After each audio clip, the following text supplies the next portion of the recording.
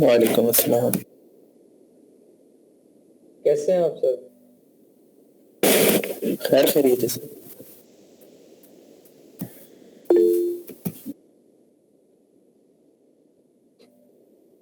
जी चले पहले अल्हम्दुलिल्लाह। मैं ग्रेट यार माशाल्लाह। पहले आप लोगों की मैं असाइनमेंट चेक कर लूं जो टास्क आप लोगों को दिया था। 5 ही मैं चेक करूंगा आज भी और एंड पे अगर टाइम हुआ तो फिर फर्दर डिस्कस करूंगा। आज जो 5 असाइनमेंट डिस्कस होंगी, अगर किसी को अपनी मिस्टेक फिर भी समझ नहीं आती तो क्लास के बाद वो मुझे टेक्स्ट करके पूछ सकता है या पूछ सकती हैं कि सर क्या है। अगर इन केस ये एलेबोरेट करने के बाद फिर भी समझ ना आए तो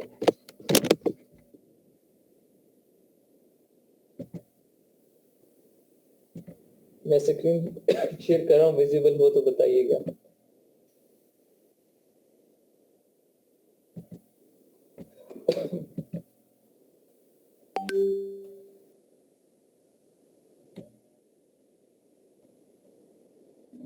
जी ये किसकी है? ये मेरी। जी टाइप आपने क्लॉथिंग रखी ठीक है। अच्छा कोशिश करनी है टाइप आपने कंप्लीट वही सबके सामने ये कैटेगरी लिखनी है प्रोडक्ट टाइप।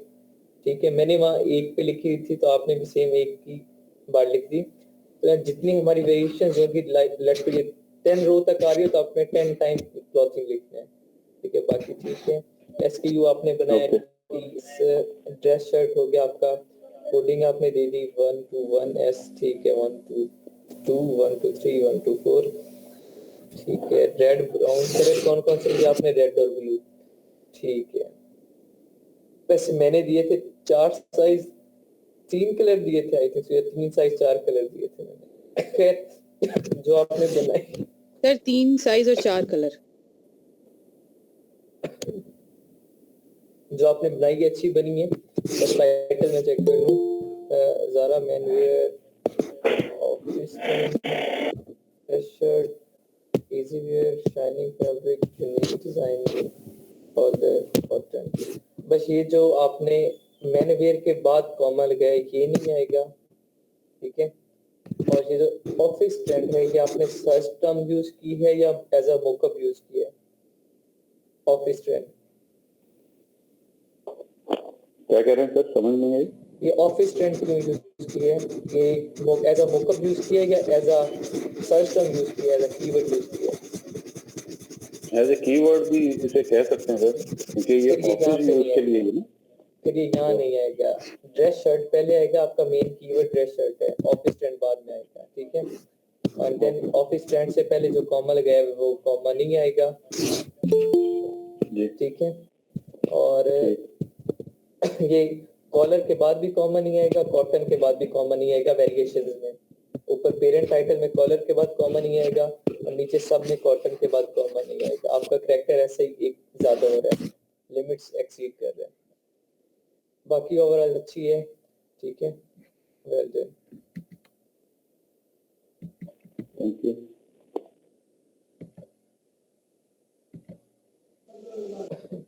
जी गुल अहमद ये किसकी है?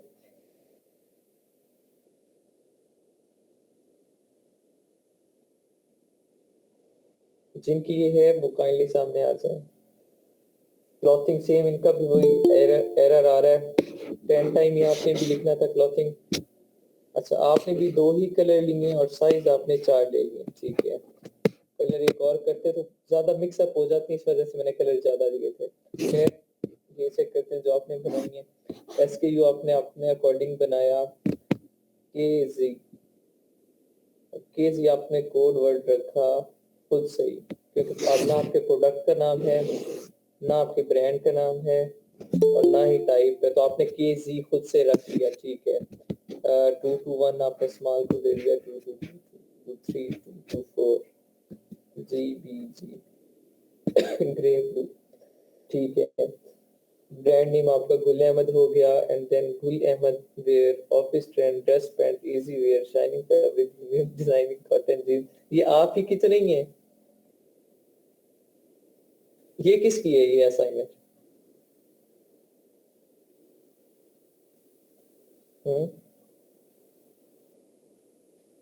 इस असाइनमेंट का कोई मालिक है, कोई वारिस है या नहीं है? सर शायद जिनका है वो ऑनलाइन नहीं है। अच्छा चलें, इस पे कॉपीराइट इशू आ रहा है, ठीक है, तो ये ब्लॉक हो जाएगी।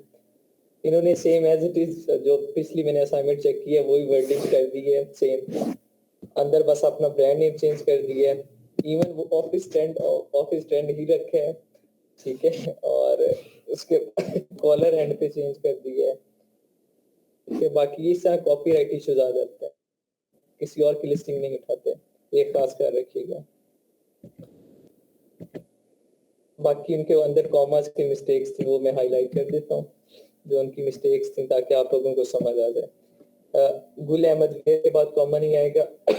ऑफिस ट्रेंड की जगह ये नहीं है। ब्रांड के बाद मोकअप अगर है तो मोकअप आएगा, अगर मोकअप नहीं है तो डायरेक्ट आपका जो मेन कीवर्ड है वो आएगा।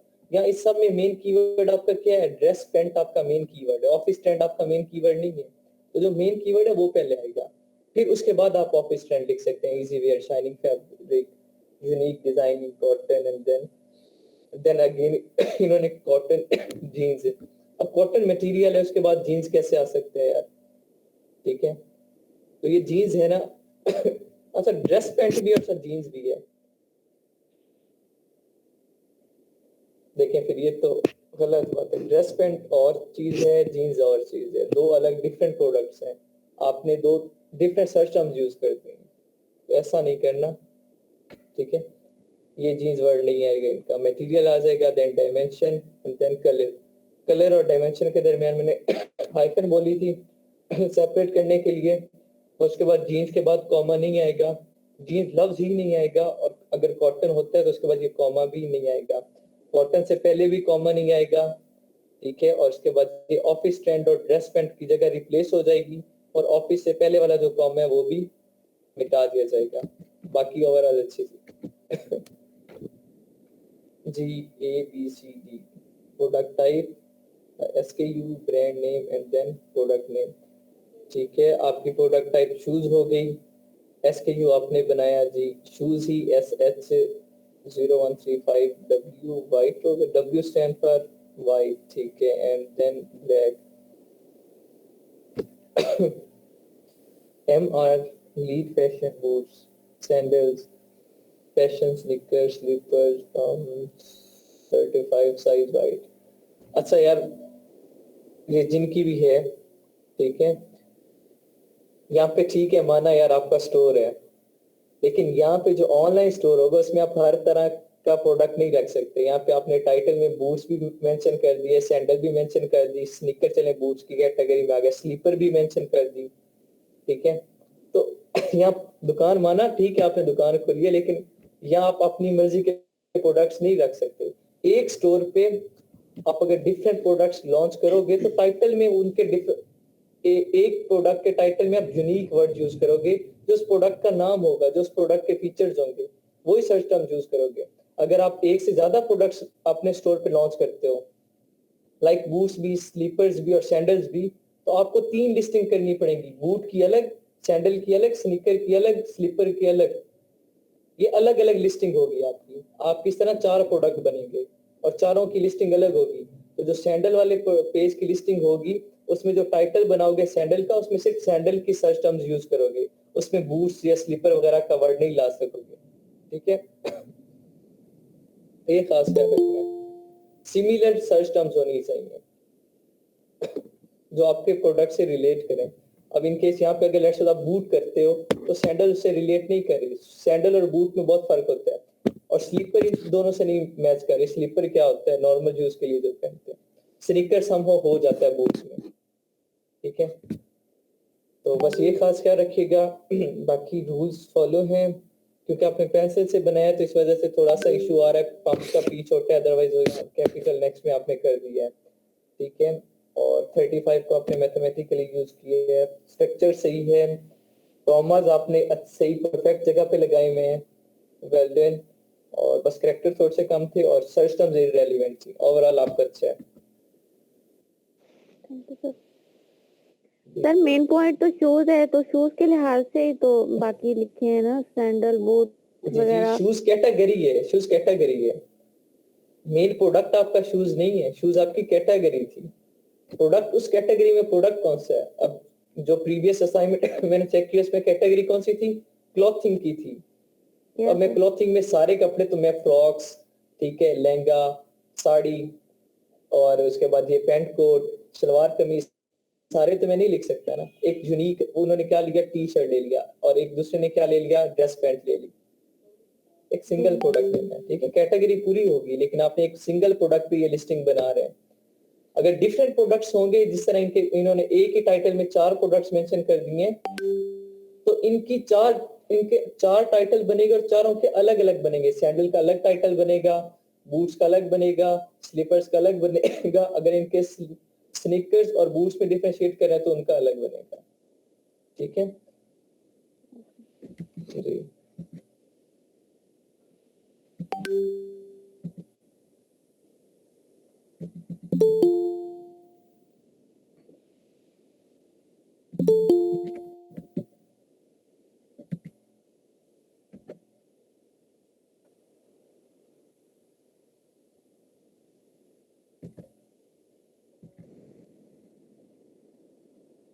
जी ये किनके UH leads the deep glazing truth Bush. Sir मेरी है ये। ठीक हो गया। कैटेगरी आपकी ग्रोसरी कर दी आपने, ठीक है, ग्रोसरी। अच्छा, ये ग्रोसरी में भी हो सकता है, हेल्थ की कैटेगरी में भी जा सकता है, ठीक है। उसके बाद ये आपका जा सकता है इन केस मेडिकेशन वाली कैटेगरी में ले जाओ, उसमें भी जा सकते हैं, ठीक है। और हाउस होल्ड कैटेगरी में भी जा सकते हैं। ये प्रोडक्ट डिफरेंट कैटेगरीज में जा सकते हैं। SKU आपने बना दिया, ठीक है, PS देन 01020303 तक लिया, स्मॉल, पिंक, ब्राउन, व्हाइट, ठीक है। वेल देन 3 साइज 3 कलर लिए आपने, उस पे वेरिएशंस बनाई, तो टोटल पेरेंट को इंक्लूड करके आपके पास 10 टाइटल बने और 9 वेरिएशन बन गई, ठीक है। वेल देन ब्रांड नेम आपका UH आ गया, UH leads the deep cleansing toothbrush, antibacterial, zigzag, ultra thin. Ultra का स्पेलिंग चेक कर लीजिएगा, ए मिसिंग है, प्लास्टिक, स्मॉल, पिंक, ठीक है। Well done. बस ये पिंक और उसके दरमियान हाइफन लगा लीजिएगा। इनकेस अगर वो नहीं भी हो तो भी चल जाता है, अगर हो तो फिर डिफरेंशिएट हो जाता है, वो मजा ज्यादा आता है, अट्रैक्टिव बन जाता है, ठीक है। जो कस्टमर आता है वो जल्दी पिक कर लेते हैं वो पॉइंट, ठीक है। वेल डन आपके अच्छे जी।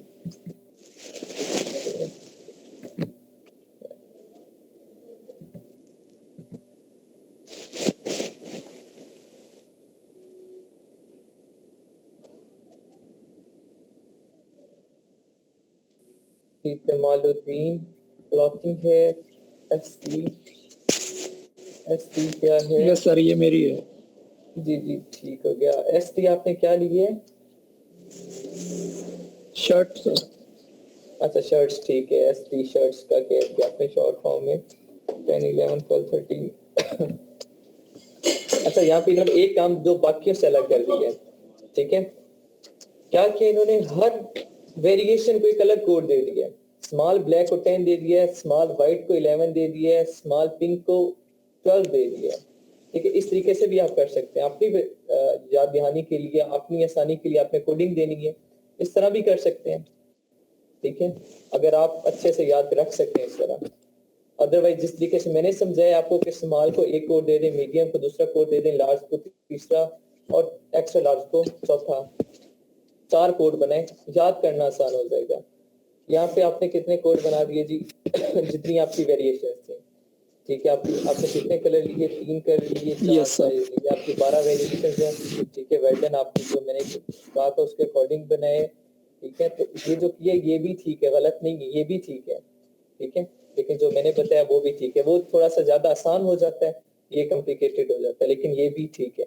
इस तरीके से भी आप कर सकते हैं। जमालुद्दीन आपका ब्रांड हो गया, ब्रांड के बाद कॉमा नहीं आएगा। उसके बाद ड्यूरेबल बाद में आएगा, पहले शर्ट आ जाएगा आपका। आप यहाँ पे मेन कीवर्ड शर्ट यूज कर रहे हैं, ठीक है। टी शर्ट, शर्ट या ऐसा कुछ नहीं, सिर्फ शर्ट यूज कर रहे हैं, ठीक है। यस ड्यूरेबल बाद में आ जाएगा। अच्छा, यहाँ पे शर्ट्स फॉर मेन कर सकते थे आप, ठीक है, मेन की जगह शर्ट्स फॉर मेन, शर्ट की बजाय शर्ट्स फॉर मैन। ओके ठीक है। Slim plain collar stylish modern, ठीक हो गया, ये आपके सिस्टम रिलेटिव है। देन स्टाइलिश के बाद कॉमन ही आएगा, स्मॉल एंड देन ब्लैक, ठीक है। Okay sir. बाकी ओवरऑल ठीक है, बस बाकी ठीक है, वेल डन यार। थैंक अभी यहाँ तक, और अभी मैं बाकी असाइनमेंट्स डिस्कस नहीं कर रहा क्योंकि आज आप लोगों को मैंने कैरेक्टर काउंटर का बताना है, कैरेक्टर कैसे काउंट करने हैं, उसके बाद 4-5 कॉलम्स और आगे करवाने हैं, ठीक है। जो एक AMG सजेशन एक्सपेंडर टूल है उसका बताना है कि उससे आपको कीवर्ड्स नए से नए मिल सकते हैं, ठीक है। तो आज वो भी कवर करना है। तो अभी यहाँ तक जो मैंने करवाया है, कुछ असाइनमेंट्स भी डिस्कस किए हैं, जो मिस्टेक्स थी वो मैंने हाईलाइट किए हैं। अगर किसी का कोई क्वेश्चन यहाँ तक है तो पूछ लें, अदरवाइज मैं नेक्स्ट पढ़ाऊँ फिर।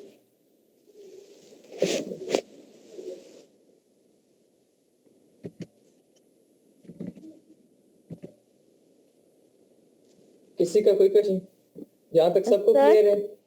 जी जी सर ये जो लास्ट में डिमेंशियल और कलर के दरमियान में बार लगाते हैं, कुछ स्टूडेंट ने लगाया हुआ, कुछ ने नहीं लगाया हुआ, तो ये क्या अपनी मर्जी है लगाएं या जी, ना लगाएं? देखिए मैंने ये किया है कि अगर नहीं भी लगाएंगे तो भी चल जाएगा, कोई एरर नहीं आएगा, आपका अपलोडिंग हो जाएगी, ठीक है। जैसा आप करेंगे वैसे ही अपलोडिंग हो जाएगी। तो हाइफन से क्या होता है कि कलर और साइज डिफरेंशिएट हो जाता है।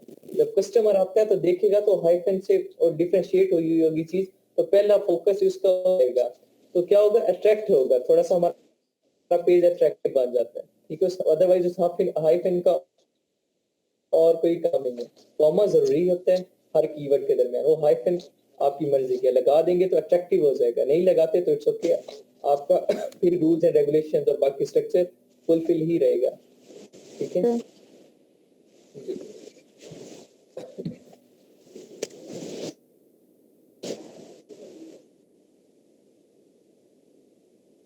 जी अदनान, आप कुछ पूछना चाह रहे हैं तो पूछें, स्टार्ट कर देंगे, क्लियर है।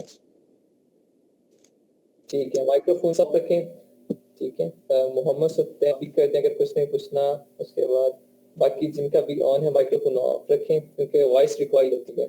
मैं पहले आता हूँ, 4-5 कॉलम करवा दूँ आप लोगों को आगे, देन आप लोगों को कैरेक्टर काउंटर का बताऊंगा और एट द एंड वो सजेशन एक्सपेंडर का बता दूंगा। फ्री टूल है, वो कीवर्ड्स को एक्सपेंड कर देते हैं, हमें सर्च टर्म ज्यादा बता देते हैं, सजेशंस वगैरह भी। यहाँ तक भी पॉइंट तक हम लोगों ने कर लिया था। यहाँ तक क्लियर है आप लोगों का? ई कॉलम में चलते हैं। Product ID, product ID basically तकरीबन 6 तरह की है या 5 तरह की, ठीक है। आईडीज हैं। अब आईडी क्या होता है? आइडेंटिटी होती है। इसकी एग्जांपल से मैं अगर समझाऊं तो हम पाकिस्तानी है ना, हम सबकी यूनिक आईडी है जिसे हम आईडी कार्ड नंबर बोलते हैं या CNIC बोलते हैं, सबकी यूनिक है। कभी ऐसा देखा है कि 2 लोगों की सेम आईडी हो? कभी भी नहीं देखा भाई। हालांकि अच्छी खासी आवाम है यहाँ पाकिस्तान में, पॉपुलेशन माशाल्लाह अच्छी है, यूनिक आईडी सबकी है, सिमिलर आईडी किसी की भी नहीं होगी। अब आईडी क्यों होती है जी? हर बंदे को आइडेंटिफाई करने के लिए कि ये फलां बंदा है, इसका खानदान ये है, इसका एरिया ये है, इसका सूबा ये है, इसका शहर ये है, ये आईडी हमें दी जाती है, ठीक है, जिसे हम CNIC बोलते हैं। सिमिलरली Amazon पे जब भी हमने कोई प्रोडक्ट वेयर हाउस में भेजना हो FBA के लिए, तो हमें पहले आईडी बाय करनी पड़ती है, ठीक है। उस आईडी को हम क्या बोलते हैं? GTIN बोलते हैं। असल में वो होता क्या है? ग्लोबल ट्रेड आइटम नंबर होता है, GTIN। उस GTIN की फर्दर एसिन है, UPC है, ठीक है, यूरोपियन आर्टिकल नंबर है, इस तरह की फर्दर 5-6 टाइप्स हैं, वो मैं आप लोगों को पढ़ाऊंगा। फिलहाल सिर्फ आईडी पे रहे।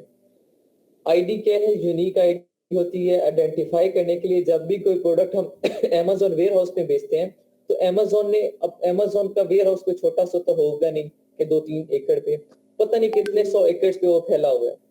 अब उसमें मिलियंस ऑफ प्रोडक्ट्स पड़े हैं Amazon वेयर हाउस में।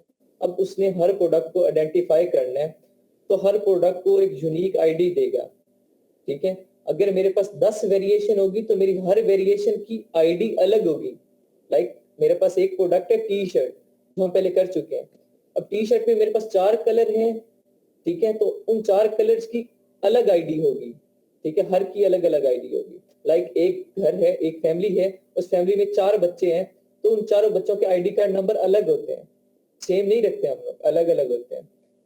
सिमिलरली जब एक प्रोडक्ट है टी शर्ट है, उसकी जितनी वेरिएशंस होंगी, लाइक अभी इसकी प्रोडक्ट जो मैंने यहाँ पे बनाया है इसकी कितनी वेरिएशंस है, इसकी 8 वेरिएशंस है।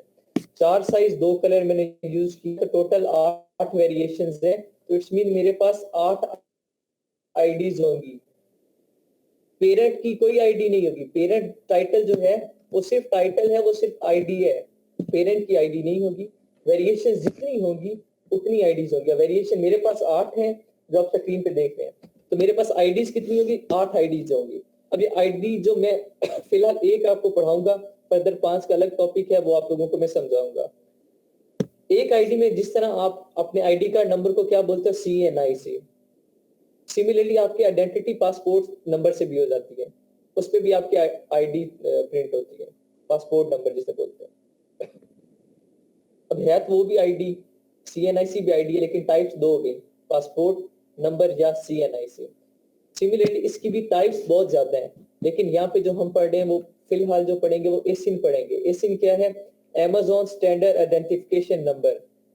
एसिन क्या है, Amazon स्टैंडर्ड आइडेंटिफिकेशन नंबर।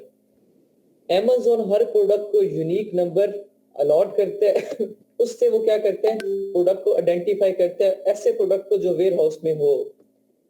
अब जैसे कोई ऑर्डर आता है तो वो उस एसिन के थ्रू प्लांट प्रोडक्ट को उठाते हैं, जिस प्रोडक्ट को जो एसिन अलॉट हो। जैसे ही ऑर्डर आता है उस एसिन के थ्रू जाके वहां से प्रोडक्ट पिक करते हैं और डिलीवर कर देता है, वो सारा काम उस एसिन के थ्रू करते हैं, ठीक है।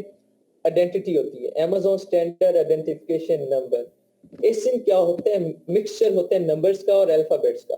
10 डिजिट कैरेक्टर है, पहले ये 13 डिजिट होता था, फिर बाद में 10 डिजिट तक रह गया, रिड्यूस हो गया, 10 डिजिट कैरेक्टर है एसिन, ठीक है। एसिन टाइप किसकी है, GTIN की, ग्लोबल ट्रेड आइटम नंबर, उसकी टाइप है एसिन।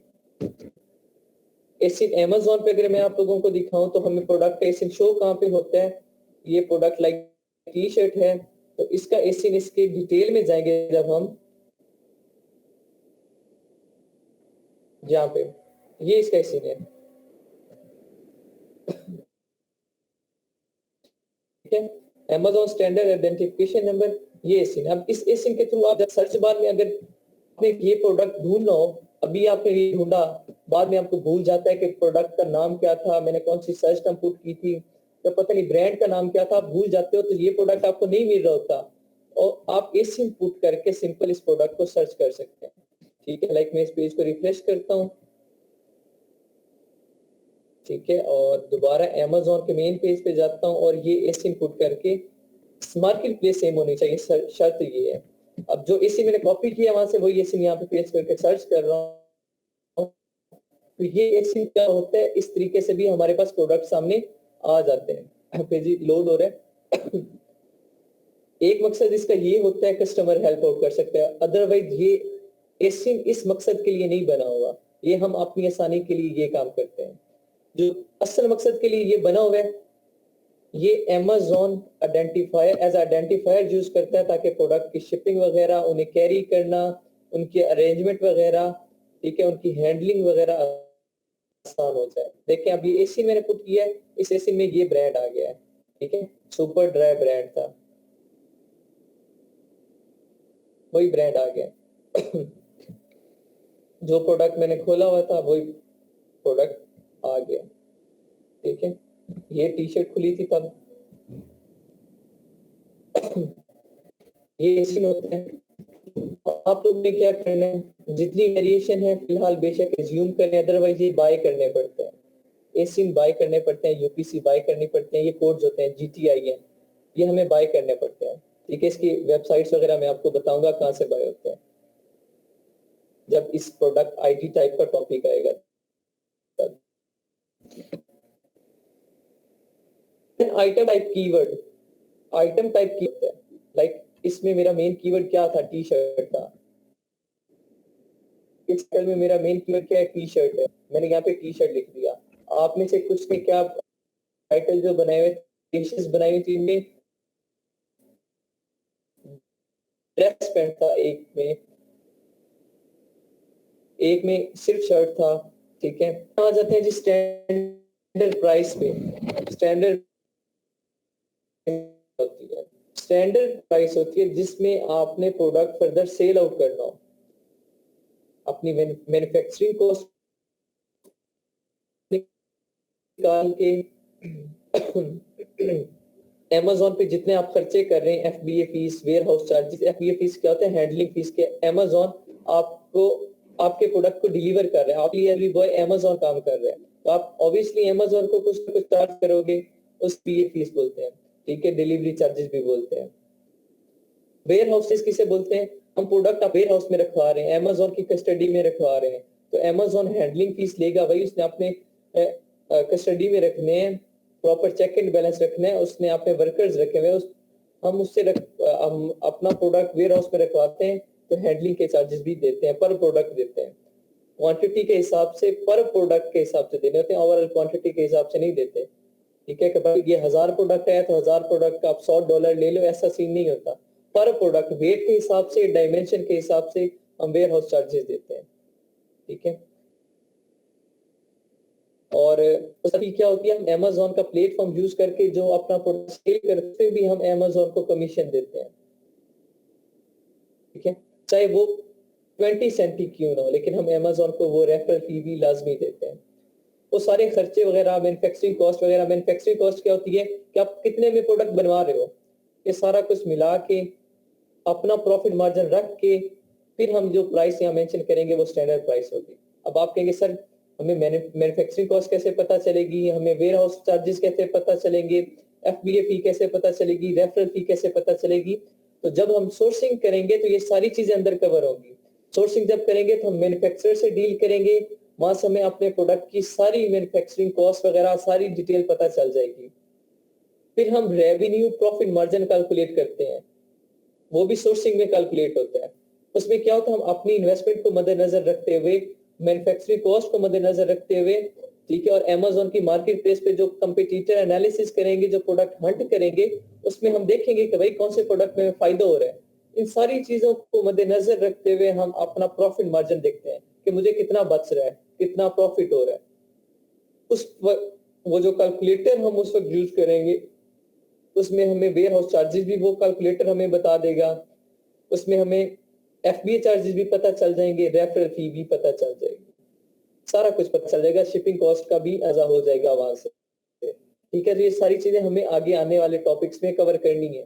फिलहाल आप लोग जो स्टैंडर्ड प्राइस रखेंगे, कोई भी प्रोडक्ट ले लें, आपने $15 से कम प्राइस नहीं रखनी। $15 से कम जाते हैं तो आपका प्रॉफिट मार्जिन कम हो जाता है। प्रॉफिट मार्जिन कैसे कम होते हैं, लाइक एक प्रोडक्ट आप 10 रुपए में मैन्युफैक्चर करवा रहे हो, ₹2 आपका खर्च हो रहा है इस प्रोडक्ट को कंपनी से लेके अपने घर तक मंगवाने के लिए, ₹2 का खर्च हो रहा है। आपके पड़ोसी या आपका कोई दोस्त कहता है भाई तूने 12 का खरीदा, मुझे 10 रुपए में दे दे, तो अगर आप उसे 10 रुपए में देते हो फिर पूरे मोहल्ले में बेचने लग जाते हो, तो कौन आपको सियाना कहेगा, सारे कहेंगे यार महंगा खरीद के सस्ता बेच रहे हैं। यही अगर आप वहां से आपको 12 आप उसे 15 में बेचो तो ₹3 का प्रॉफिट हो रहा है, भाई फायदा हो रहा है, तो फिर ये आपका बिजनेस कहलाएगा, इसमें लॉस नहीं होगा।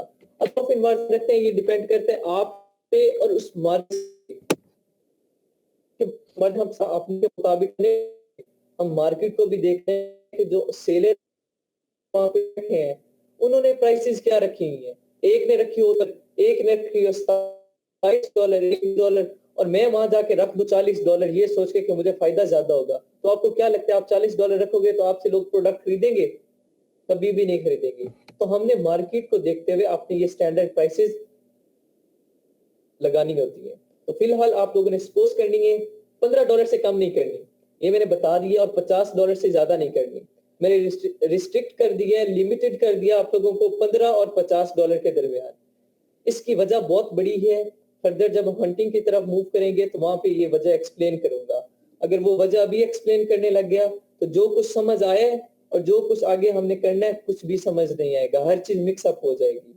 क्योंकि अभी मैंने कुछ चीजें सोर्सिंग से रिलेटेड बताई है, तो आप लोगों के दिमाग में वो थोड़ा सा अजीब सा आ रहा होगा, यार पता नहीं ये क्या हो गया, अभी हमने किया ही नहीं है, पीछे वाला भी मिक्सअप हो रहा होगा।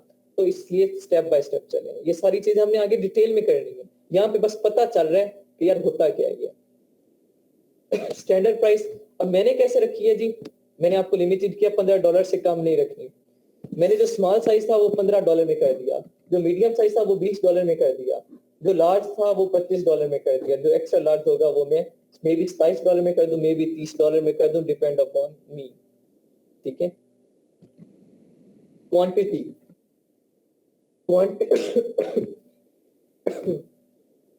क्वांटिटी बहुत ज्यादा इंपॉर्टेंट रोल प्ले करती है, ठीक है, आपके बिजनेस में। और स्टैंडर्ड प्राइस इनडायरेक्टली क्वांटिटी से लिंक कर रही होती है। स्टैंडर्ड प्राइस अब हम कब सिलेक्ट करते हैं, जब हमें मैन्युफैक्चरिंग कॉस्ट पता हो कि मेरा प्रोडक्ट कितने में बन रहा है, ठीक है। और हम प्रोडक्ट मैन्युफैक्चरिंग कॉस्ट का अंदाजा कब होता है, जब मुझे पता होगा मेरी इन्वेस्टमेंट कितनी है।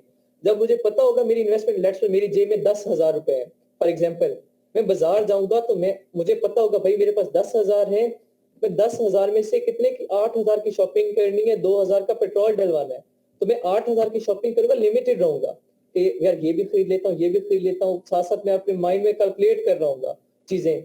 8,000 डन हो गया, पूरा हो गया 8,000, बस यार आज के लिए इतना काफी है, 2,000 पेट्रोल के लिए। अगर जब मेरी जेब में ज्यादा पैसे होंगे तो मुझे कोई लिमिटेशंस नहीं होगी, मैं कहूंगा ठीक है जितने आए आने दो, शॉपिंग जितनी होती है होने दो, बैक एंड में मेरे पास अमाउंट पड़ी है अच्छी खासी। डिपेंड करता है इन्वेस्ट पे। अगर आपकी इन्वेस्टमेंट 10 से $15,000 होती है, उसमें आप लोग जनाब कर रहे हैं sourcing, let's suppose for example, एक एग्जांपल से समझा रहा हूँ, छोटी अमाउंट लूंगा, आप $1,000 की मैन्युफैक्चरिंग करवा रहे हैं, $1,000 की, जो आपको एक प्रोडक्ट बन रहा है, मिल रहा है, आपको एक प्रोडक्ट कितने में मिल रहा है, $1 में मैन्युफैक्चर हो रहा है।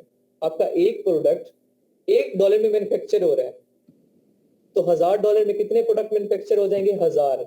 अब प्रोडक्ट ऐसा कौन सा होगा जो $1 में मैन्युफैक्चर होगा, जाहिर बात है एक छोटा मोटा प्रोडक्ट, कोई टॉयज हो जाएंगी, कार्स हो जाएंगी, ये फिजिट स्पिनर था ये हो जाएंगी, इस तरह के छोटे प्रोडक्ट्स, या कोई ग्लास हो जाएगा, ठीक है,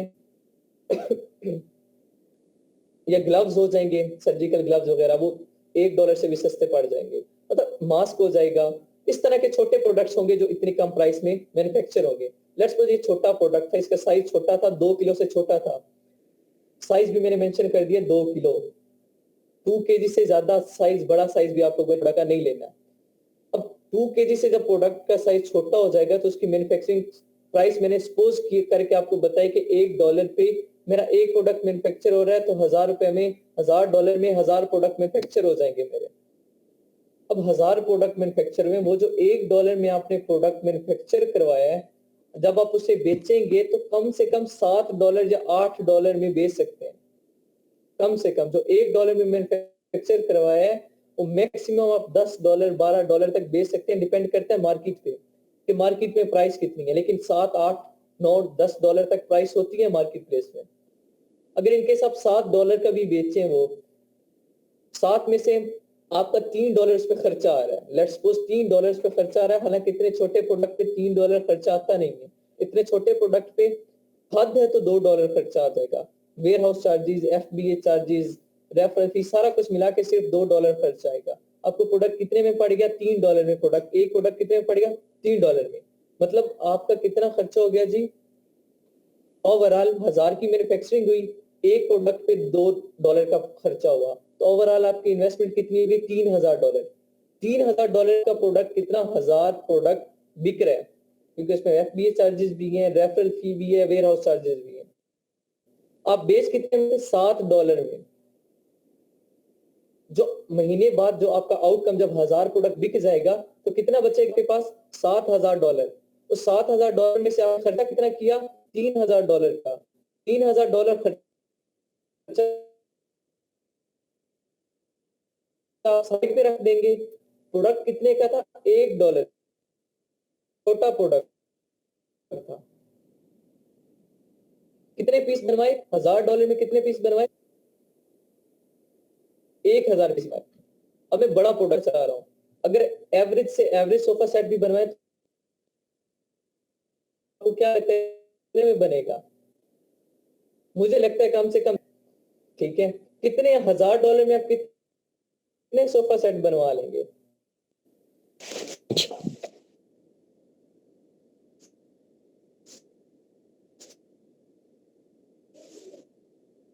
ठीक है, अगर 200 का होगा तो 5 हो जाएगा, अगर 250 का होगा तो 4 बन जाएंगे। 4 या 5 मैन्युफैक्चर करवा रहे हैं, वो 1000 तक बेच सकेंगे?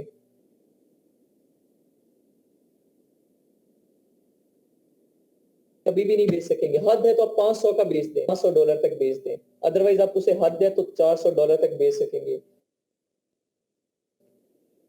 और इससे ज्यादा नहीं बेच सकेंगे। लेकिन लेट्स सपोज आप $500 तक बेचते हैं, उसकी स्टैंडर्ड प्राइस आपने $500 रख दी। अब $500 आपने स्टैंडर्ड प्राइस रख दी, बड़ा प्रोडक्ट है, साइज भी बड़ा है, वेट भी है, मैन्युफैक्चरिंग कॉस्ट भी $250 लग गई है, तो उसका साइज भी बड़ा है तो शिपिंग कॉस्ट भी ज्यादा होगी, वेट ज्यादा है, डायमेंशन ज्यादा है तो वेयर हाउस चार्जेस भी ज्यादा होंगे, FBA चार्जेस भी ज्यादा होंगे और रेफरल फी भी ज्यादा होगी, प्रोडक्ट बड़ा है। ये अब सारे खर्चे FBA charges, warehouse charges, referral, ये सारे खर्च ला के कम से कम सपोज करें $50 का आपका लग गया, वहां पे $50 आपका सारे खर्चों पे लग गया। तो आपको प्रोडक्ट अगर 250 में मैन्युफैक्चर हुआ तो कितने बन गया जी? $300 का। अब बेच कितने में रहे हैं? $500 का। कितने प्रोडक्ट 1000 में आपने बनवाए हैं जी? आपने 4 बनवाए हैं सोफा सेट्स, 500 बेचे, खर्चा एक सोफा सेट पे आपका $300 का आ रहा है। एक सोफा सेट से आपको कितना फायदा हो रहा है? $200 का। जब आप बेच देंगे चारों सोफा सेट तो कितना प्रॉफिट हुआ? $2000 का। $2000 में से आपका जो आपने इन्वेस्ट किया था वो कितना हुआ था? $300 खर्चा हुआ था एक सोफा सेट पे, तो टोटल कितना हुआ? $1200 आपका खर्चा हुआ था। आउटकम आपको कितना मिला जी? 2000 में बिके हैं तो $800 आपका प्रॉफिट था। इन्वेस्टमेंट एक जितनी थी, $1000 ही इन्वेस्ट किया है। सोफा सेट पे भी 1000 इन्वेस्ट किया था, उस मास्क पे भी 1000 इन्वेस्ट किया था, ठीक है, लेकिन प्रॉफिट किस में हुआ? मास्क में $4000 का प्रॉफिट, जबकि सोफा सेट, हालांकि सोफा हम कहते हैं यार बड़ा प्रोडक्ट है, ज्यादा फायदा होगा, तो उसमें सिर्फ $800 का फायदा हो रहा है, बहुत ज्यादा डिफरेंस है, ठीक है, $4000 का और $800 का। क्यों? छोटे प्रोडक्ट, अगर छोटा प्रोडक्ट जिसकी मैन्युफैक्चरिंग कॉस्ट कम है, उस पर हम प्रॉफिट ले तो हमें एक जो लिटिल मास्क था 1000 प्रोडक्ट बन गए, अगर उसमें हम $1 भी प्रॉफिट लेते तो हमारे कंफर्म थे। लेकिन बड़ा प्रोडक्ट था, इस पे मैन्युफैक्चरिंग कॉस्ट ज्यादा थी, खर्चे ज्यादा हो गए अमेज़न पे, तो जब हम इस पे जाएंगे तो हमारा प्रॉफिट मार्जिन कम हो जाएगा। तो इसलिए आप लोगों ने जो भी प्रोडक्ट लेने वो छोटा प्रोडक्ट लेना है, 2 किलो से कम हो, ठीक है, और 17 इंच से कम हो, साइज उसकी, डायमेंशन उसकी 17 इंच, ठीक है, 17 इंच अगर हो सके तो छोटा। कुछ गेटेड प्रोडक्ट्स आते हैं, मैं वो करवाऊंगा, उसमें कुछ कैटेगरीज हैं, कुछ में हम डायमेंशन इंक्रीज कर देते हैं, अदरवाइज वेट हमारा 2 kg ही रहता है। अब बात सारी क्वांटिटी की हो रही थी, तो मैंने इतनी बड़ी लंबी चौड़ी कहानी सिर्फ इसलिए समझाई कि क्वांटिटी डिपेंड करती है आपकी डायमेंशन पे, आपकी वेट पे। अगर प्रोडक्ट ऐसा है जिसकी डायमेंशन, जिसका वेट छोटा है, मैन्युफैक्चरिंग कॉस्ट सस्ती है, तो उसकी क्वांटिटी हम ज्यादा पुट करेंगे, ठीक है। अगर प्रोडक्ट बड़ा है साइज में, डायमेंशन में, वेट में, तो हम उसकी क्वांटिटी कम पुट करेंगे, डिपेंड करता है हमारी इन्वेस्टमेंट पे। और एक ऐसा प्रोडक्ट जिसका वेट भी कम है, लाइक टी शर्ट है, टी शर्ट का वेट भी कम है, ठीक है, उसके बाद मैन्युफैक्चरिंग कॉस्ट भी सस्ती है, $2 तक हमें बहुत अच्छी टी शर्ट मैन्युफैक्चर हो जाएगी हमारी, $2 भी मैं ज्यादा बोल रहा हूँ, इससे भी कम हो जाती है। उसके बाद लेकिन वेरिएशन ज्यादा आ जाती है, तो फिर हम क्या करेंगे? अगर वेरिएशन हमारी ज्यादा आ जाती हैं तो फिर हम क्या करते हैं, हर वेरिएशन स्टॉक होता है कम से कम 300 या 500 पुट कर देते हैं, डिपेंड करता है कि उस मार्केट प्लेस में कितने हैं। हम ज्यादातर जो यूज करते हैं मीडियम कर देते हैं, मीडियम और लार्ज, क्योंकि ज्यादा लोग अडल्ट होते हैं, मीडियम साइज आता है, छोटे बहुत कम होते हैं, और बड़े जो ज्यादा बड़े होते हैं वो भी बहुत कम होते हैं। ये जो मीडियम और है, ये ज्यादा लोगों का होता है क्योंकि एज फैक्टर ऐसा है कि मतलब जवान होते हैं, बूढ़े भी कम होते हैं, बच्चे भी कम होते हैं। तो इस वजह से मीडियम और लार्ज के हम क्वांटिटी ज्यादा भेजते हैं। ठीक है, होप सो ये पॉइंट क्लियर हो गए होंगे एच और आई। अच्छा सी लंबी चौड़ी कहानी सजा। E F G H I, यहाँ तक ये पॉइंट्स क्लियर हुए हैं? 5 में क्लियर है सर। ठीक है। किसी का यहाँ तक कोई क्वेश्चन है तो पूछ लें। कोई डाउट, कोई पॉइंट समझ ना आया? सर आप आई को थोड़ा सा रिपीट कर देंगे, दोबारा थोड़ी सी उसकी ब्रीफिंग कर देंगे तो आई मुझे क्या आइडिया है? होगी। क्वांटिटी क्या है? ठीक है, कोई मसला नहीं। आई क्या है? क्वांटिटी क्या है? आपने एक सिंगल प्रोडक्ट के कितने पीस भेजने हैं। तो मैंने अभी इतनी लंबी कहानी बताई कि अगर पीस आपका जो प्रोडक्ट है उसका साइज छोटा होता है, रेट कम होता है, तो आप उसकी क्वांटिटी ज्यादा करें क्योंकि आपको सस्ती में मैन्युफैक्चर हो रही है, सस्ती में बन रही है आपकी वो शर्ट। जब सस्ती में बन रही है तो क्वांटिटी आप ज्यादा भेज सकते हैं। ज्यादा क्वांटिटी भेजेंगे तो ज्यादा प्रॉफिट होगा, ठीक है। और ज्यादा क्वांटिटी भेजेंगे तो भी ज्यादा वेयर हाउस चार्जेस, जो वेयर हाउस का खर्चा होगा वो ज्यादा नहीं होगा, क्योंकि अगर आप टी शर्ट का 1000 पीस भी भेज दें तो उसने कितनी सी जगह ले लेनी है। अगर सोफा के 5 सेट भेज दें, सोफा सेट जो है 5 ही भेज दें तो उसने अच्छी खासी जगह ले लेनी है। टी शर्ट 1000 भेजे, कितनी सी जगह लेनी है? थोड़ी सी जगह लेगा, ठीक है। हद है तो 1000 टी शर्ट अगर हद है तो एक बेड जितनी लेगा, 6x6 या 7x7 की जगह सर मैं ले लेगा। आपकी बात काट रहा हूँ, सॉरी टू से, मतलब ये डिपेंड करती है एरिया पे, राइट? वे प्रोडक्ट की डायमेंशन पे। अच्छा ठीक है, मतलब एरिया भी तो इसमें इंक्लूड मैटर करेगा। वो तो हम like खुद देखेंगे, कितना स्पेस। देखना होता है, वो खुद देखना होता है, वो एनालाइज करना होता है यार। अगर मैं प्रोडक्ट बड़ा साइज का भेज देता हूँ, मेरा प्रॉफिट मार्जिन रिड्यूस हो जाता है।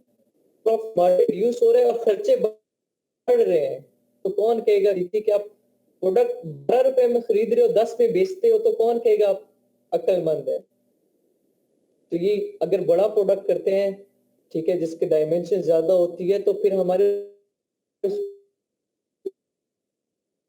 खर्चे बढ़ जाते हैं। तो फिर एमएस इतनी इन्वेस्टमेंट क्या क्या करें, इन्वेस्टमेंट कम हो और प्रॉफिट कम हो, ठीक है। सिर्फ ये पॉइंट समझाना था। अदरवाइज ये क्वांटिटी डिपेंड करता है कि आप अपने प्रोडक्ट को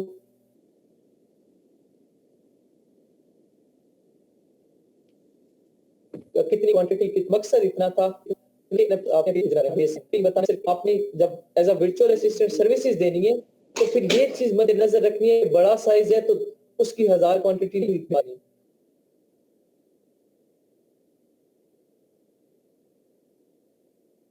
उसकी कम ही क्वांटिटी भेजवानी है ना मेरा। जी जी। सर अगर हम लोग अगर एक प्रोडक्ट चीप बन रहा है और हम लोग क्या सोचेंगे, इसको ज्यादा क्वांटिटी में भेज दें।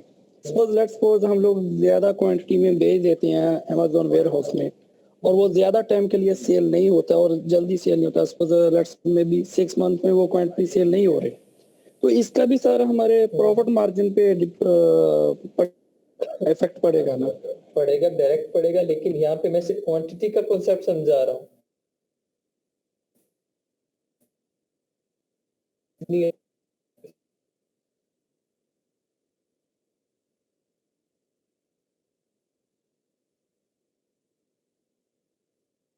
लॉन्च पढ़ना है, माइक्रो पीएल क्या होता है, रैपिड लॉन्च क्या होता है, या भी हम ये प्रॉफिट मार्जिन ना डिक्रीज हो या प्रोडक्ट मेरा बिके ना, वेयर हाउस में पड़ा रहे, ऐसे चीजों से बचने के लिए हम रैपिड लॉन्च या माइक्रो पीएल करते हैं। वो फर्दर हम इंशाल्लाह। Thank you.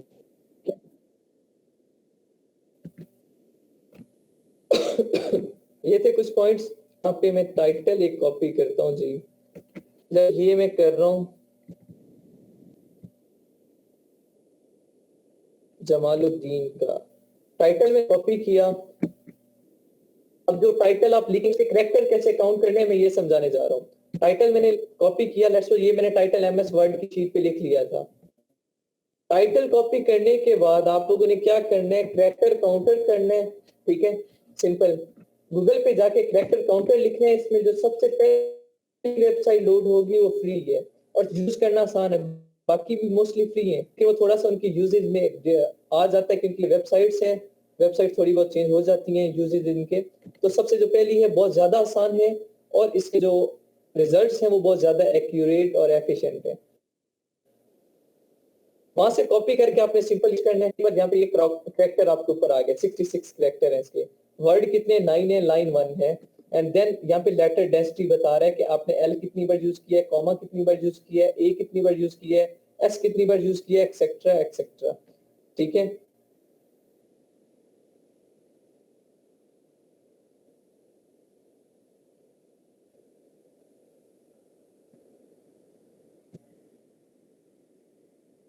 और हेडल आपके सामने अभी हाईलाइट किया है। इसके देखें कैरेक्टर 46 है। इसमें क्या है, lead alignable stretchable party wear casual. ठीक है, shirts for men round neck half sleeves cotton small black. अब यहाँ पे देखें हर तरह की सर्च टर्म कवर हो गई है। कर रहे हैं आपने कितनी कम सर्च टर्म यूज की हुई थी। यहाँ पे कैरेक्टर देखें, अगर 46 है रेंज में, अगर यहाँ पे मैं एक सिंगल स्पेस भी पुट करता हूँ, यहाँ पे देखिए मैं कुछ नहीं लिख रहा, सिर्फ स्पेस कर रहे इंक्रीज हो रहे हैं। ठीक है, एक सिंगल क्लिक आपका यहाँ पे कैरेक्टर काउंट होता है। ठीक है, यहाँ पे आप अब 200 तक लिमिट है। मैं और कोई मेरे पास सर्च टर्म्स बेस्ट हैं जिनका सर्च वॉल्यूम मैं वो यहाँ पे ऐड कर सकता हूँ। ठीक है,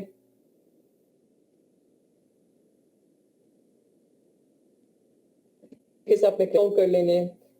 अब नेक्स्ट टाइम जब भी कोई काम करना है तो इस तरह कैरेक्टर काउंटर वाली वेबसाइट पे जाके ये कैरेक्टर ऊपर मेंशन हो, इस तरह 146 वर्ड्स 20 लाइन हो, ये इसका स्क्रीनशॉट लेके या इस तरह मुझे भेजना है। जो भी नेक्स्ट असाइनमेंट हो जिसमें मैं कहूँ कि कैरेक्टर काउंट करके दो, तो उसमें कैरेक्टर जो आपने लिख डिस्क्रिप्शन हो चाहे बुलेट पॉइंट्स हो वो आपने यहाँ लिखने हैं और फिर देन मुझे कैरेक्टर यहाँ से स्क्रीनशॉट भेजना है कि सर ये देख लें कैरेक्टर है और ये हमारा डिस्क्रिप्शन। ठीक है, ये कैरेक्टर काउंटर था। जो नेक्स्ट पॉइंट है एक और, वो आप लोगों ने क्या करना है, गूगल पे जाने की कोशिश करनी है, कोशिश नहीं बल्कि कंफर्म है। जब लोगों ने अमेज़न कोई भी काम करना हो, आपका सर्च इंजन जो हो वो गूगल हो। सर्च इंजन आप और यूज नहीं कर सकते, मिनी नहीं कर सकते आप। ठीक है, ब्रेव यूज नहीं कर सकते आप। लोगों ने सर्च इंजन हमेशा गूगल ही यूज करना है, ये याद रखिएगा। अब यहाँ पे क्रोम भी यूज कर सकते हैं। क्रोम ही है आगे।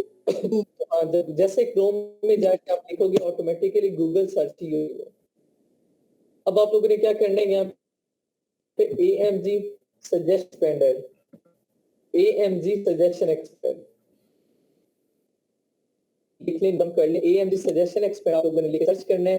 पहली आती है जो भी वेबसाइट HTTP ये प्रोटोकॉल होगा साथ chrome.google, इसकी वेबसाइट पे जाना है। या नीचे ये आ रहा है chrome.google.com वाली वेबसाइट पे जाना है जिसमें chrome.google.com या chrome.com आया हो।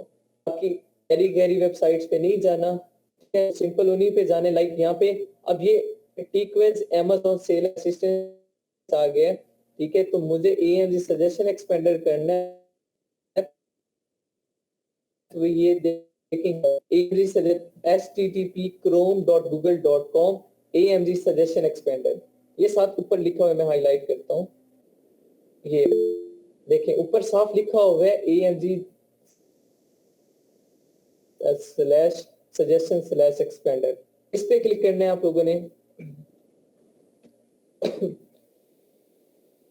इस पे जैसे ही क्लिक करेंगे आप लोग तो यहाँ पे आपका ऐड टू क्रोम आएगा। मेरा यहाँ पे रिमूव फ्रॉम क्रोम लिखा हुआ है क्योंकि मेरी ऑलरेडी ऐड है। यहाँ पे आपका यहाँ पे लिखा होगा ऐड टू क्रोम।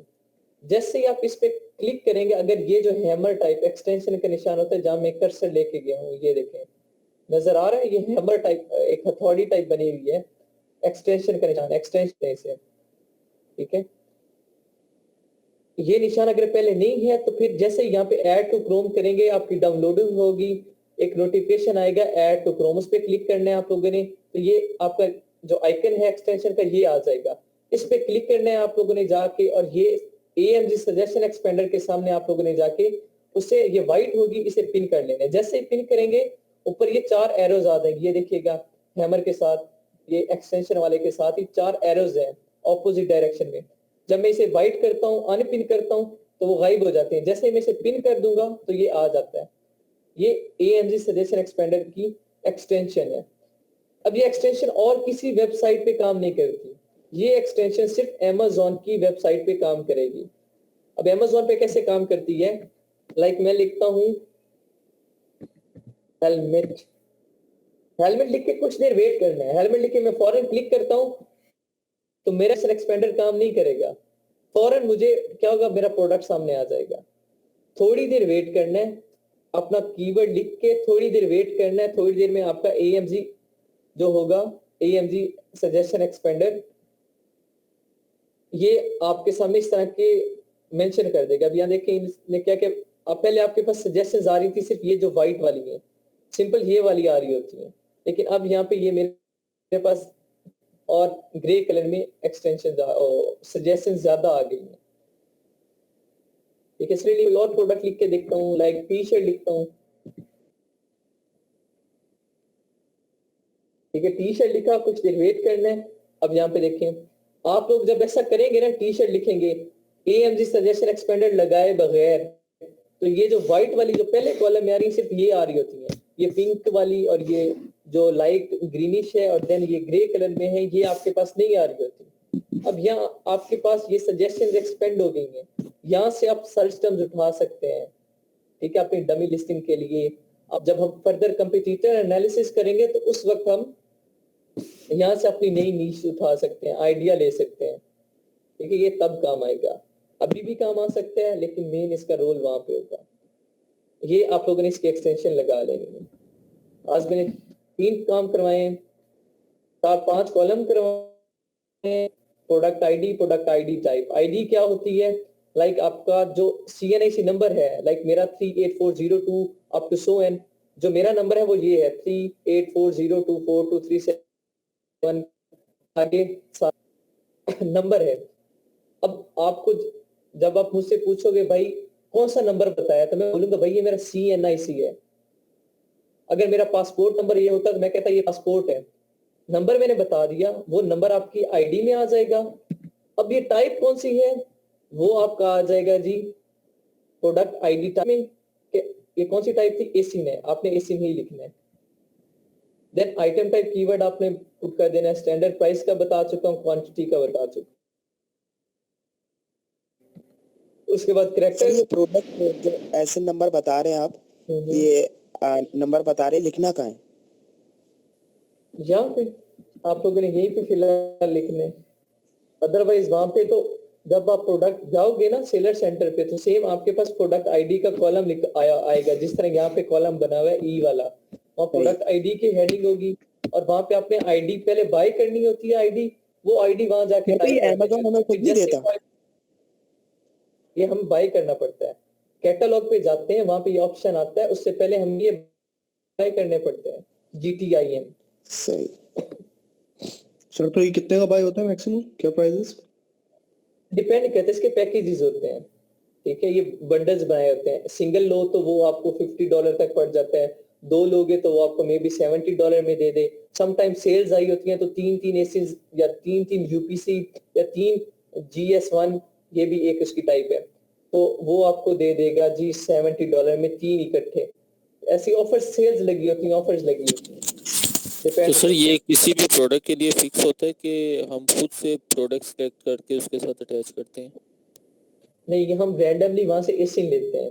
प्रोडक्ट वगैरह के लिए फिक्स नहीं होता। पहले हम प्रोडक्ट की डिटेल देते हैं उन्हें, सारी प्रोडक्ट की डिटेल मांगते हैं हम उन्हें, प्रोडक्ट की सारी डिटेल देते हैं कि ये प्रोडक्ट है, ये मैन्युफैक्चरर है, यहाँ से मैंने मैन्युफैक्चरिंग करवाई है। ठीक है, ये इसकी डायमेंशन है, ये वेट है, इसका मुझे जनरेट करके दो। जैसे क्रिएट पे क्लिक करके ऑप्शन आता है ऑटोमेटिक जनरेटेड GTIN, मैनुअली, या ठीक है उसके बाद सजेशन। अगर सजेशन पे क्लिक करोगे तो सजेशंस आ जाते हैं कि आप इनमें से कोई उठा लें। ऑटोमेटिकली करेंगे तो ऑटोमेटिकली हमें वो अलॉट कर देगा, साइन कर देगा कि ये आपका है, ये आपकी UPC है, ये आपका GS1 है, ये आपका GTIN कोड है। ठीक है, और अगर मैनुअली करेंगे तो वो हमें टिप्स बताएगा कि आप किस तरीके से अपना GTIN क्रिएट कर सकते हैं। वहां से हम जाके अपना GTIN उठाएंगे और वो हमें कोड से मिल जाएंगे, वो हम उस कोड को आके सेलर सेंटर पे पेस्ट करेंगे एंड देन प्रोडक्ट की लिस्टिंग कर देंगे। सर प्लीज बताइएगा दोबारा, GTIN स्टैंड फॉर ग्लोबल, क्या बताया था आपने? Trade item number, global trade item number, और ASIN stand for Amazon standard identification number. Sir ये इसके अगर नीचे आप शीट पे लिख दें इसी रो में तो सबके लिए हेल्पफुल हो जाएगा। जी नीचे यहाँ पे नोट्स इसलिए कहा जाता है, नोट्स इसलिए कहा जाता है कि अपने हैंड रिटन नोट्स बनाएं। ठीक है, मैं तो यहाँ सारा कर दूंगा, सिर्फ सुनना नहीं है। इस चीजों के ये पॉइंट्स तब याद रहेंगे, अभी ये लिस्टिंग करें, जब हम हंटिंग पे जाएंगे लिस्टिंग के पॉइंट्स आपको मिक्सअप होने लग जाएंगे, आप भूलने लग जाओगे। तो इसलिए अपने हैंड रिटन नोट्स बनाएं, मैं तो यहाँ बोल दूंगा। ठीक है, अब मैं 3-4 बार एलेबोरेट कर चुका हूँ, नोट कर लें। ठीक है, ASIN stand for Amazon standard identification number, मैं सारी नोट्स आपको प्रोवाइड भी कर दूंगा, लेकिन जब तक आप अपने हैंड रिटन नोट्स नहीं बनाएंगे तब तक आपके पॉइंट्स क्लियर नहीं होंगे। अगर इन केस फ्यूचर में जब आपकी क्लाइंट के साथ मीटिंग होगी तो आपको कोई पॉइंट एक मिस हो जाता है, लाइक लेट्स तो ये GTIN की एब्रिविएशन आपको मिस हो जाती है, पता नहीं कौन सी थी, तो आप क्या करोगे, पहले मेरा जो लेक्चर अपलोड होगा 1 घंटा पहले वो वीडियो देखोगे, फिर देखोगे सर ने GTIN बोला था, या फिर मेरे सारे नोट्स चेक करोगे, जो मैंने नोट्स भेजे होंगे उन सारे नोट्स में जाके देखोगे और फिर जाके उस क्लाइंट को आंसर दोगे। यार ऐसा नहीं होगा। अगर आपके हैंड रिटन नोट्स होंगे, आप सामने रख के बैठे होगे, आपने हर चीज का एक कोई ना कोई आइडेंटिफायर यूज किया होता है। लाइक मैं इतनी बड़ी बात बोलता हूँ तो आप एक लफ्ज लिख के उससे याद रखते हो कि यार सर ने ना ये इतनी बात की थी, तो इसकी निशानी ये है कि ये लफ्ज मैं जब भी देखूंगा तो मुझे ये पूरी बात याद आ जाएगी। ठीक है तो आप वो लाजमी करें, ताकि इस तरीके से जब आपकी मीटिंग हो क्लाइंट के साथ तो उसे ऐसा फील ना हो यार कि आपके पास नॉलेज नहीं है। इंसानी दिमाग है, चीजें मिक्सअप हो जाती हैं, तो अपने नोट्स लाजमी बनाएं, बेशक सामने रख लीजिएगा जब आपकी क्लाइंट के साथ मीटिंग होगी। हैंड रिटन नोट्स के बगैर आप इस फील्ड में मुश्किल है कि सेट हो। मुश्किल इसलिए कि है, या तो आपका भाई आइंस्टाइन जितना दिमाग होना चाहिए इतनी चीजों को याद रखने के लिए, या तो आपके पास कम से कम एक्सपीरियंस हो 8-9 माह का और कंटिन्यूसली वर्किंग का, फिर आपको हर चीज फिंगर टिप पे होती है कि यार ये ऐसे ये ऐसे ये ऐसे, फिर समझ आती है। लेकिन फिलहाल आप लर्निंग स्टेज पे हैं, 1-2 माह जब आपको इस फील्ड में हो, जब एक्सपर्ट, फिर हर चीज आपके लिए आसान होगी। जैसे अभी मैट्रिक आसान लगती है, जब मैट्रिक में थे मैट्रिक मुश्किल लगती थी, अब मैट्रिक कैसे लगती है यार, एक क्या आप बच्चों वाली किताबें पढ़ लें, ये काम होता है। ठीक है, अमेज़न स्टैंडर्ड आइडेंटिफिकेशन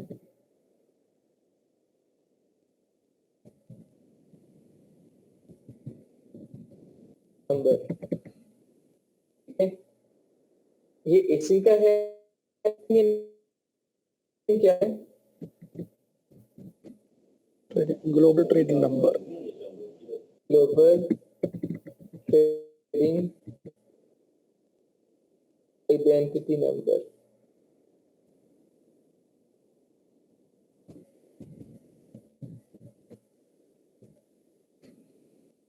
ठीक है, ये होता है GTIN, ये ASIN, और बाकी इसके और भी टाइप हैं। UPC होता है, यूनिवर्सल प्रोडक्ट कोड, एक होता है यूरोपियन आर्टिकल नंबर, EAN बोलते हैं। ठीक है, एक GSIN होता है। इस तरह के फर्दर 5-6 टाइप्स हैं, वो मैं आपको अलग टॉपिक है, ये सारी चीजें आपको वो पता चल जाएंगी, वो फाइल में आप लोगों को सेंड करूंगा, उसमें ये सारी चीजें लिखी होंगी, डोंट वरी।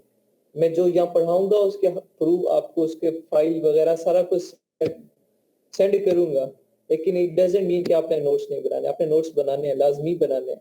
मैंने जो भी लिखा होगा अपनी जी सर ASIN और GTIN ये सारे जो है ये टाइप्स ऑफ आइडेंटिफिकेशन हैं। जी ये GTIN की टाइप्स हैं। GTIN असल में ग्लोबल ट्रेडिंग आइडेंटिटी नंबर होता है, उसके आगे फर्दर टाइप्स होती हैं ASIN, UPC, EAN।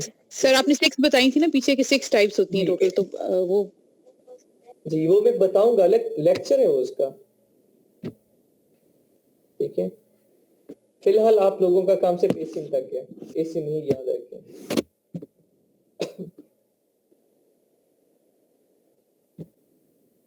हेलो जी जी सर, मुझे ये पूछना था कि हम यूपीसी बाय कर लेते हैं जब हम अपनी लिस्टिंग में ये डालते हैं तो उसके बाद अमेज़न अपने प्रोवाइड करता है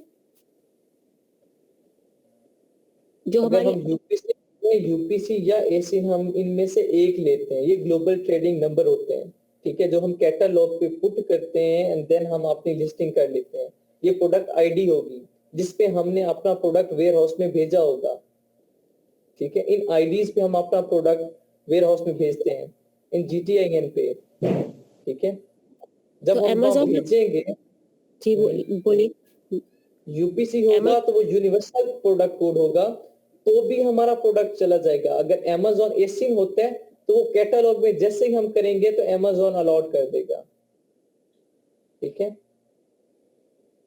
कि यानी कि वो अमेज़न की अपनी पहचान के लिए होगा। जी, अमेज़न पहचान कर लेता, अगर वही ना GTIN ही पहचान है ना, अमेज़न कर लेगा जैसे ही प्रोडक्ट आपका जाएगा, ठीक है। जो आईडी आप पुट करेंगे, चाहे वो यूपीसी टाइप पुट कर रहे हैं, चाहे वो एसिन टाइप पुट कर रहे हैं, ठीक है, ठीक है। तो अमेज़न उससे आपके प्रोडक्ट को आइडेंटिफाई कर देगा। पहले आपको आईडी पुट करनी है, जैसे ही आईडी पुट कर लेंगे अमेज़न आपसे पूछेगा आईडी टाइप कौन सी है। जैसे ही आईडी टाइप पे क्लिक करेंगे आपके पास ऑप्शंस आ जाएंगे, यूपीसी है, एसी है, GS1 है या GTIN है, ठीक है। तो आप इनमें से जो हो, यूपीसी हुई तो यूपीसी क्लिक कर देनी है, एसिन हुआ तो एसिन क्लिक कर देना है, GTIN है सिर्फ तो GTIN पुट कर देना है, GS1 है तो GS1 पुट कर देना है, EAN है तो EAN कर देंगे, ठीक है जी। आज के लिए इतना ही काफी है। अब नेक्स्ट मंडे को क्लास होगी इंशाल्लाह। और अभी जो नहीं सर, आज का लेक्चर बड़ा अच्छा था और इसमें ज़्यादा लर्निंग करने को मिली। इंशाल्लाह इस पे काम करेंगे, फिर आपको इसकी कोई असाइनमेंट है तो वो बता दें ताकि फिर वो असाइनमेंट से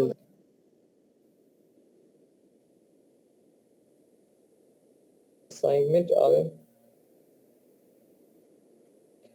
क्योंकि सर असाइनमेंट के बगैर जो ना मैं नहीं समझता कि आपकी लर्निंग हो सकती है। असाइनमेंट अच्छे टास्क दें, बल्कि ज़्यादा आगे तक दे दें, कोई ऐसा मसला नहीं है। तो हम सर्चिंग कर करके भी अदर सर्चिंग से भी आपको प्रोवाइड कर देंगे। मटेरियल पे ट्राई तो कीजिएगा। आप लोगों ने 3 चीजों पे वेरिएशन बनानी है। आप लोगों ने डायमेंशन और कलर पे बनाई थी ना, अब कोशिश कीजिएगा, मंडे को मैं करवा दूंगा, लेकिन आप लोग पहले कोशिश करके आइएगा।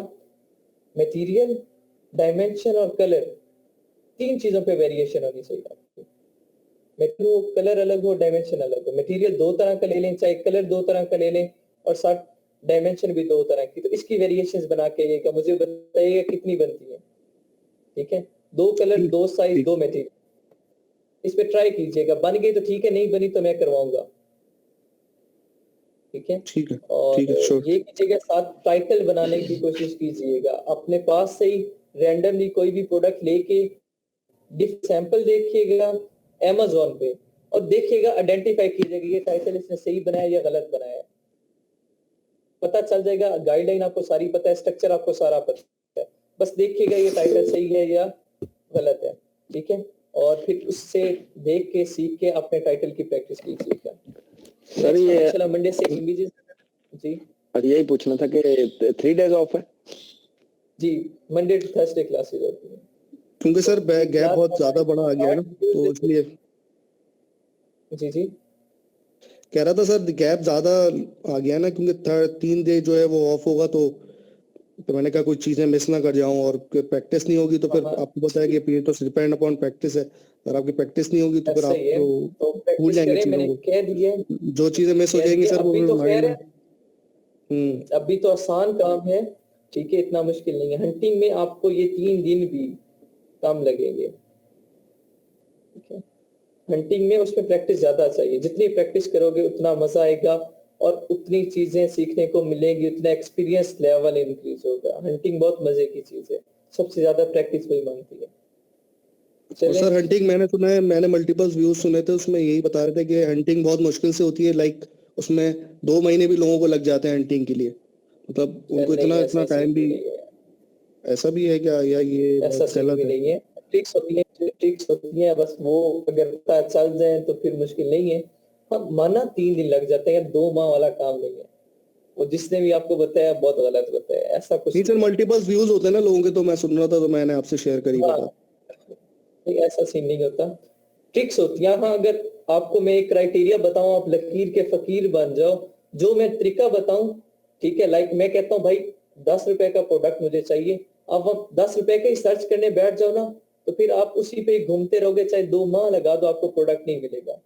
लेकिन मैं आपको खुद अपना क्राइटेरिया जनरेट करना सिखाऊंगा कि आप अपने क्राइटेरिया कैसे बना सकते हैं और फिर कैसे आप लोग अच्छे प्रोडक्ट्स कर सकते हैं। मैं इस तरह बड़ी टिप्स दूंगा, इंशाल्लाह आसानी होगी। इंशाल्लाह सर, इंशाल्लाह। Thank you so much.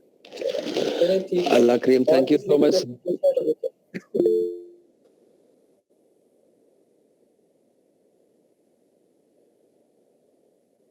चलें, okay sir, take care. Okay sir, अल्लाह हाफिज। सर ये एक्सेल फाइल शेयर कर दो प्लीज। हाँ, ये मैं करता हूँ तो कुछ देर तक। Okay sir.